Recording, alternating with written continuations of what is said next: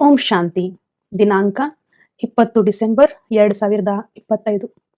ಮಧುರ ಮಕ್ಕಳೇ, ನಿಮ್ಮ ಶ್ರೇಷ್ಠ ಅದೃಷ್ಟವನ್ನು ರೂಪಿಸಲು ಸದ್ಗುರು ಬಂದಿದ್ದಾರೆ ಅಂದಾಗ ನಿಮ್ಮ ಚಲನೆಯು ಬಹಳ ಬಹಳ ರಾಯಲ್ ಆಗಿರಬೇಕು.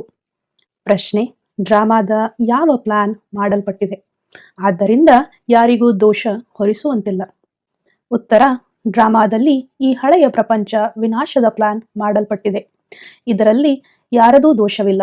ಈ ಸಮಯದಲ್ಲಿ ಇದರ ವಿನಾಶಕ್ಕಾಗಿ ಪ್ರಕೃತಿಗೆ ಬಹಳ ಕೋಪ ಬಂದಿದೆ.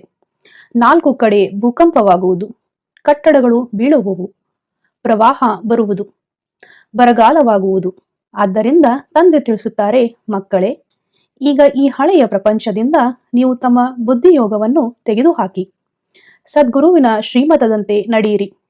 ಜೀವಿಸಿದ್ದಂತೆಯೇ ದೇಹಬಾನವನ್ನು ಬಿಟ್ಟು ತಮ್ಮನ್ನು ಆತ್ಮನೆಂದು ತಿಳಿದು ತಂದೆಯನ್ನು ನೆನಪು ಮಾಡುವ ಪುರುಷಾರ್ಥ ಮಾಡುತ್ತಾ ಇರಿ.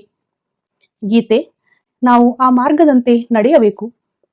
ಧಾರಣೆಗಾಗಿ ಮುಖ್ಯ ಸಾರ: ಈ ದೇಹದ ನಾಮರೂಪದಿಂದ ಭಿನ್ನರಾಗಿ ದೇಹಿ ಅಭಿಮಾನಿಯಾಗಬೇಕಾಗಿದೆ. ಸದ್ಗುರುವಿನ ನಿಂದನೆಯಾಗುವಂತಹ ಚಲನೆಯಲ್ಲಿ ನಡೆಯಬಾರದು.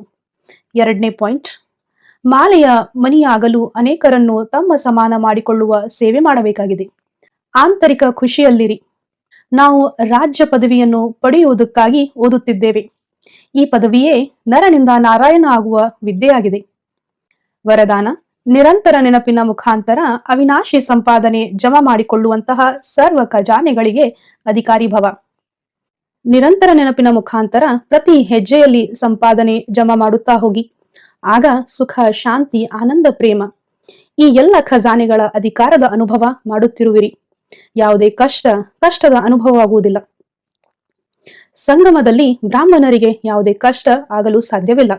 ಒಂದು ವೇಳೆ ಯಾವುದಾದರೂ ಕಷ್ಟ ಬಂದರೂ ಸಹ ಅದು ತಂದೆಯ ನೆನಪು ತರಿಸುವುದಕ್ಕಾಗಿ. ಹೇಗೆ ಗುಲಾಬಿಯ ಹೂವಿನ ಜೊತೆಗೆ ಮುಳ್ಳು ಅದರ ಸುರಕ್ಷೆಯ ಸಾಧನವಾಗಿದೆ, ಅದೇ ರೀತಿ ಈ ಕಷ್ಟಗಳು ಇನ್ನೂ ತಂದೆಯ ನೆನಪು ತರಿಸಲು ನಿಮಿತ್ತವಾಗುವುದು. ಸ್ಲೋಗನ್: ಸ್ನೇಹ ರೂಪದ ಅನುಭವನಂತೂ ಹೇಳುವಿರಿ, ಈಗ ಶಕ್ತಿಯ ಅನುಭವ ತಿಳಿಸಿರಿ. ಅವ್ಯಕ್ತ ಸೂಚನೆ: ಈಗ ಸಂಪನ್ನ ಅಥವಾ ಕರ್ಮಾತೀತರಾಗುವುದರಲ್ಲಿ ತತ್ಪರರಾಗಿರಿ. ಹೇಗೆ ಸಾಕಾರದಲ್ಲಿ ನೋಡಿದ್ದೀರಿ, ಕರ್ಮಾತೀತ್ ಸ್ಟೇಜ್ ಪಾತ್ರ ಕೇವಲ ಆಶೀರ್ವಾದ ಕೊಡುವುದಾಗಿತ್ತು. ಸಮತೋಲನೆಯ ವಿಶೇಷ ಮತ್ತು ಆಶೀರ್ವಾದದ್ದು ಅದ್ಭುತವಾಗಿತ್ತು. ಈ ರೀತಿ ಫಾಲೋ ಫಾದರ್ ಮಾಡಿರಿ. ಸಹಜ ಮತ್ತು ಶಕ್ತಿಶಾಲಿಯ ಸೇವೆ ಇದೇ ಆಗಿದೆ. ಈಗ ವಿಶೇಷ ಆತ್ಮಗಳ ಪಾತ್ರವೇ ಆಗಿದೆ ಆಶೀರ್ವಾದ ಕೊಡುವುದು. ಭಲೆ ನಯನಗಳಿಂದ ಕೊಡಿ ಅಥವಾ ಮಸ್ತಕದ ಮನಿಯ ಮೂಲಕ. ಓಂ ಶಾಂತಿ.